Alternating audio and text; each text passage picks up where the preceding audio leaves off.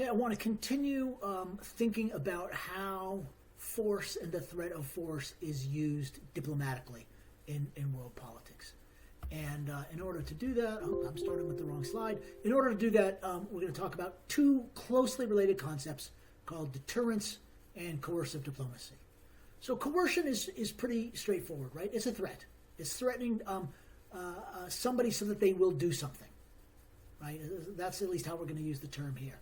If you don't do X, we'll do Y, right? So think about the Austrian ultimatum to Serbia in 1914 after the Serbian nationalists had killed the Austrian Archduke. They said, if you don't do the following things that we're demanding you do to make up for this, we're going to invade.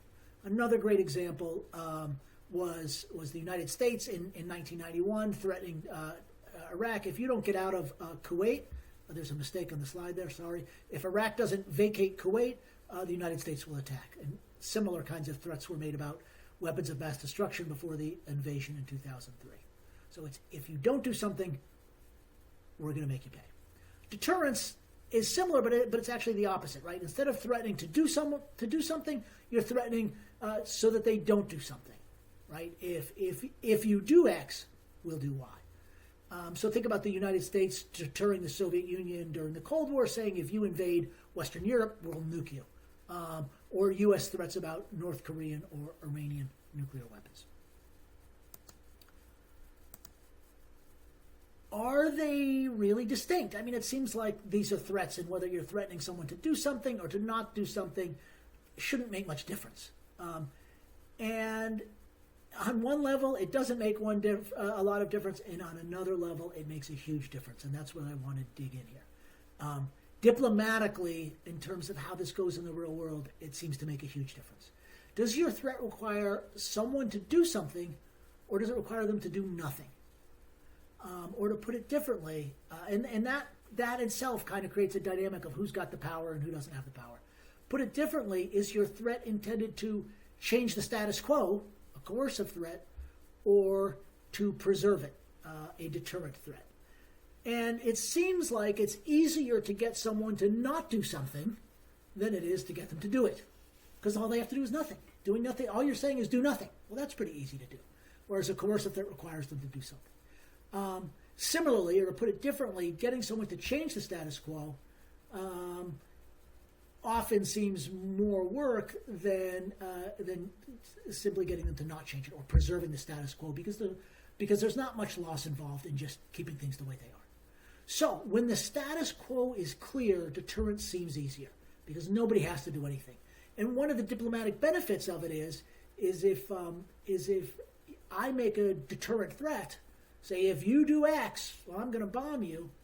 All you have to say is, even if you want to totally cave into my threat, all you have to say is, I never intended to do that in the first place. So it's easy to save face. Well, of course, I never intended to do that bad thing. In coercion, it's quite different, right? If I tell you to do something or I'm going to bomb you or whatever, one of us is going to end up having to back down. Because either you've got to do what I said, which is going to be visible to everybody, or I'm going to let you get away with not doing it, which is also visible to everybody. In contrast, right, with deterrence, you can say that you're going to keep doing what you've always been doing, and it's got nothing to do with my threat. Now, that's when the status quo is clear. When the status quo is ambiguous, it's hard to distinguish between deterrence and coercion, and that can actually get pretty dangerous because then both sides can see giving in as a loss of face. This was the situation, for example, in Cuba in 1962. What was the status quo in Cuba in 1962? It was unclear. From the United States perspective, the status quo was there are no missiles in Cuba. And so we felt like there should be no missiles in Cuba, and to let those missiles be in Cuba would be losing face, and a dramatic change in the status quo to our disadvantage. The Soviet Union had already gotten pretty close to getting them fully installed and operational. So to them, the status quo was, there's missiles in Cuba. And for them to pull them out seemed like a gigantic loss of face. And we won't get into the details here, but some of the concessions that Kennedy made to the Soviets in order to allow them to withdraw those missiles without losing face was an important part of that successful negotiation. But ambiguous status quos can make deterrence particularly tricky. That's the point. For deterrence to succeed, what really is important?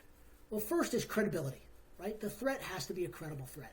And credibility has two ingredients: will and ability, right? The ability, of course, is if I say I'm going to attack your country and drop bombs on it, well, I've got to have bombs. And I've got to have planes to drop the bombs or missiles to launch the bombs, right? There's also got to be some sense of will that I'm actually going to do it, that it's not just an empty bluff. And of course, there's plenty of reasons to bluff. But deterrence also relies on communication. You have to say very clearly, here it is, what we don't want you to do, and here are going to be the consequences if you do. Right? So deterrence and coercion require both credibility and communication. But coercive diplomacy requires something else as well. Credibility, communication, and a sense of urgency.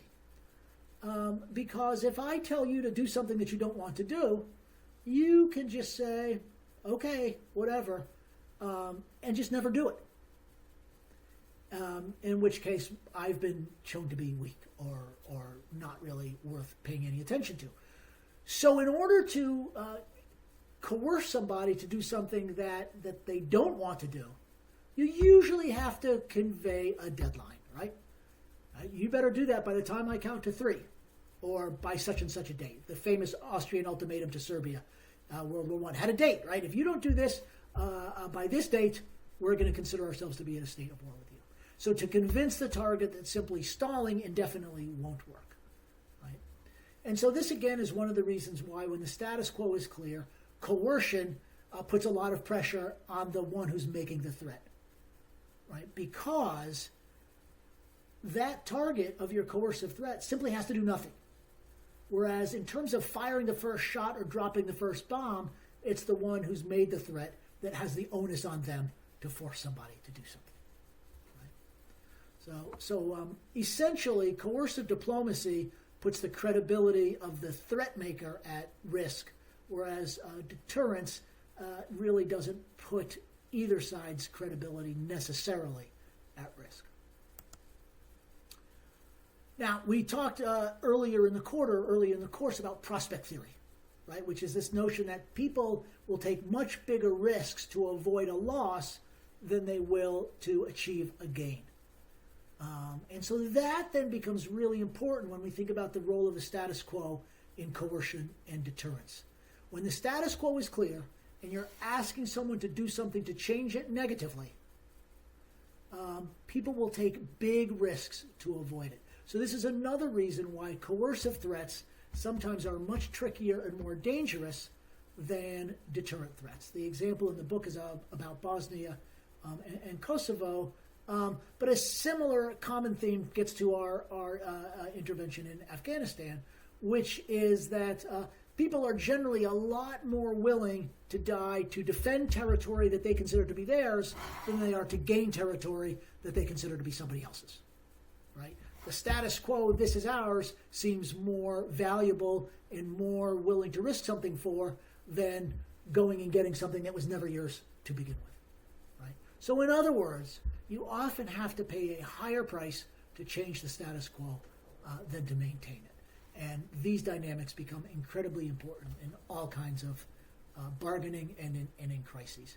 And in particular, it seems to me there are a lot of examples in history where people make threats, underestimate the risks that other actors are willing to take in order to keep what they already have.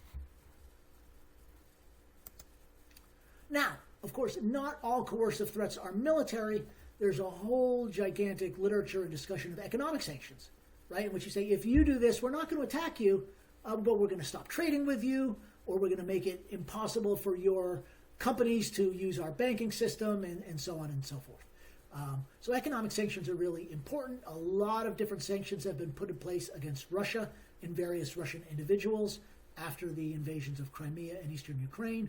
Similarly, sanctions against Iran and North Korea due to their nuclear programs. It's a huge discussion of do sanctions work, although a much probably better way to frame that debate is under what conditions do they work. But I just want to stress this, that not all coercion and deterrence and bargaining and threats are always about the military. Oftentimes, economic sanctions or economic threats and coercion are used as well.